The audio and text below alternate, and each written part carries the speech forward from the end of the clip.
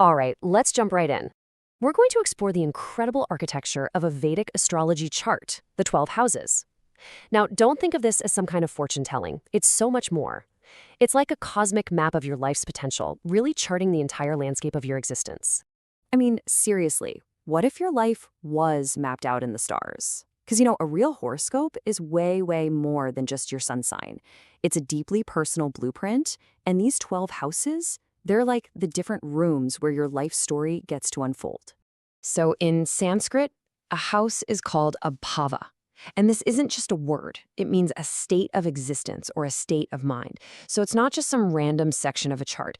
Think of it as a home for all your experiences in a certain area of life. It's basically where the karma connected to that part of your life plays out. Okay, so to really get a handle on this map, we've got to look at its architecture first. The whole thing is built on two fundamental types of houses, the Khandras and the Konas. So you have the Kendra houses, that's 1, 4, 7, and 10. These are the angular houses, and you can think of them as the actual pillars holding up your life. They represent the actions you consciously choose to take. And then you've got the Kona, or trinal houses, 1, 5, and 9. These are totally different. They represent the flow of destiny, your deeper purpose, and all that good fortune that comes from divine grace and, merits from past lives. So here's the kicker. Which house do you think is the most powerful? It's the first house. And why? Well, it's the only one that's both a Kendra and a Kona. This is huge. It's the exact spot where your own personal action and your life's divine purpose come together, making it the anchor for the entire chart. Okay, now that we've got that basic structure down, let's start our journey through the houses. We'll begin with the first 6, which really build the foundation of who we are as individuals. All right, house number 1. This is also called the ascendant or the lagna, and it is literally the starting line. It's you, pure and simple. It represents your physical body, your appearance, your core personality, and your overall health and vitality. It's how you show up in the world and how the world sees you right back. Okay, so from the self, we naturally move on to what supports us, our resources. The second house is all about your accumulated wealth, your assets, your possessions. But it's also your immediate family and your upbringing, the food you eat, and, this is a big one, your voice and the power of your speech. So, once we have resources and a voice, what do we need? The courage to act. That's the third house. It's all about your personal drive, your willpower, your sense of enterprise.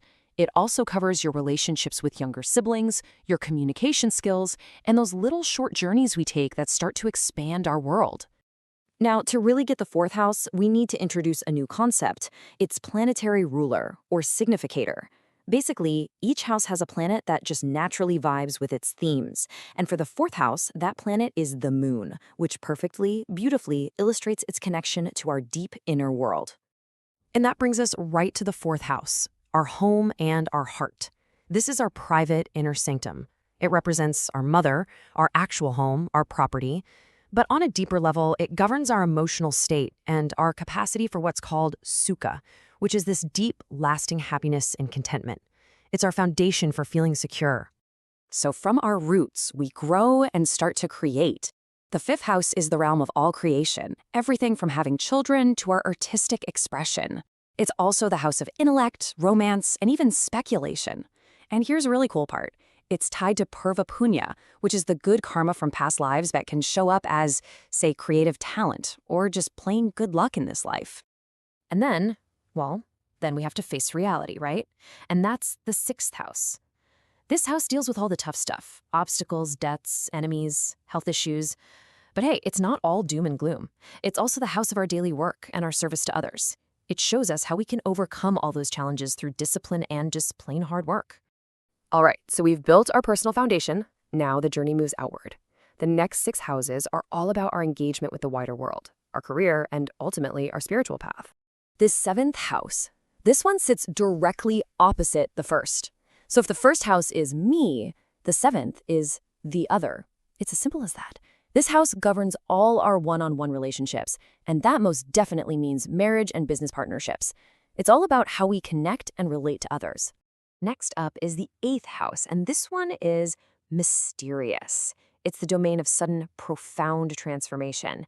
It governs longevity and the great cycle of death and rebirth.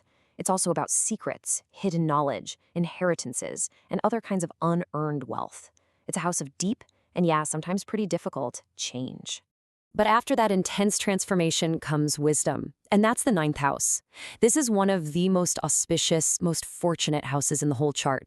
It represents our dharma, our life's purpose. It's the house of the father, the guru or teacher, higher education, long journeys, and just plain old divine grace.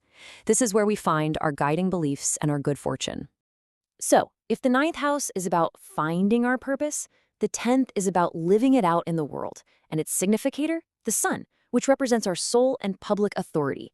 This leads us perfectly to the highest point in the sky at the moment of our birth, the 10th house. This is the house of karma, but in the sense of action in the world. It's our career, our public status, our reputation, our fame. As the highest point in the chart, the midheaven, it shows the absolute heights we can reach in our professional life. It's what we're known for.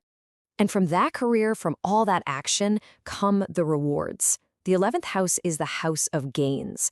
It signifies our income and profits for sure, but also our friendships, our networks, and our community. It's where our biggest hopes, wishes, and aspirations really come to life and get fulfilled. And finally, our journey comes to an end with the 12th house. This is the house of endings, of loss, and of letting go. It can represent expenses, time spent in foreign lands, or the hidden subconscious parts of our mind. But its ultimate meaning is truly profound. It's moksha, or spiritual liberation, the final release from the cycles of life and rebirth.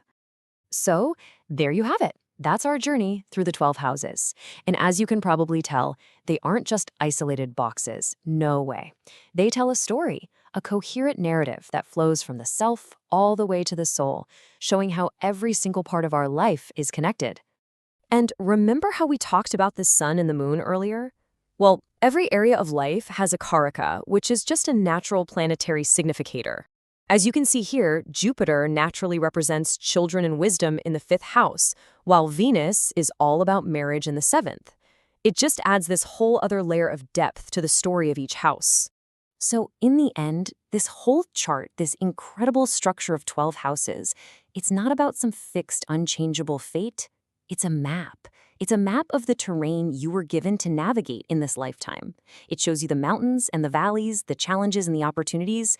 So the real question it leaves us with is this: what path will you choose to walk?